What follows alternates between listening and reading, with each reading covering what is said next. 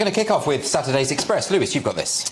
Yes, Sunak says, quote-unquote, hate marches are an affront to British values. This is Sunak. He once planned protests on Armistice Day, which is...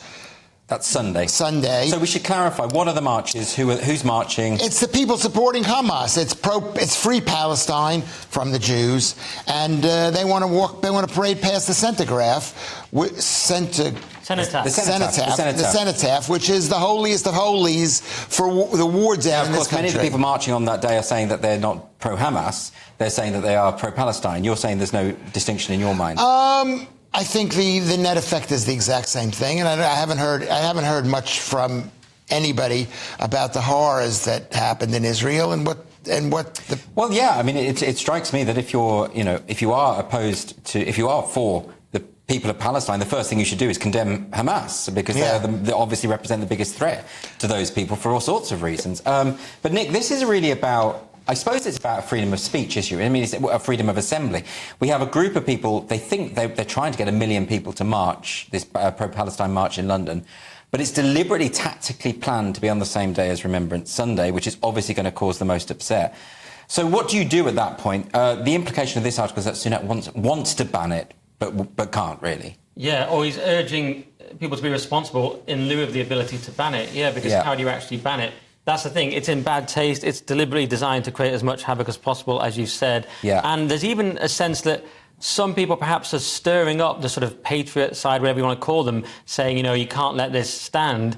And even people like Douglas Murray have been accused of that on Twitter, that, saying we can't allow this. But then the problem with that is the average person comes out, does something stupid, or is framed to be doing something stupid on social media, and then the narrative turns against them. So what's best to do probably is to not engage. It does feel like a potential powder keg, doesn't it, this kind of thing, when you have these numbers of people and they're all antagonistic to each other.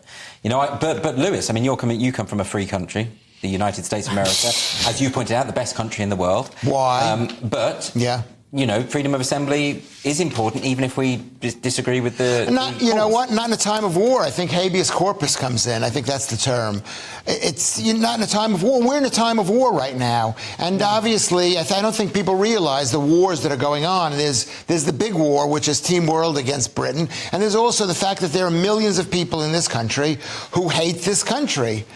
Yeah, that's interesting. I mean, a lot of people have said what shocked me about a lot of these sort of pro-Palestine gatherings is the open support for Hamas, not from the majority, I should say, but from a few. Because even if it's a few, most marches, if a few members of that march start saying outrageous, horrific things, everyone else shuts them up and distances themselves. That doesn't appear to have been happening here. No, and it's interesting what Lewis says about a time of war. I suppose the problem is it's not actually a formal war. But when we saw Zelensky, for example, he did sort of shut down various democratic mechanisms during the war, and people applauded it. But of course, this isn't a war, but it's a very tense situation. I have to say, I was in the car tonight on the way here, and we had to stop for ages for a pro-Palestine march to go by. And it is pretty intimidating. And I was thinking they were chanting from the river to the sea, and I was merely infuriated. But I thought if I was a Jewish person in that car, maybe I would also be somewhat intimidated quite reasonably. And imagine that on a massive scale on Remembrance Day.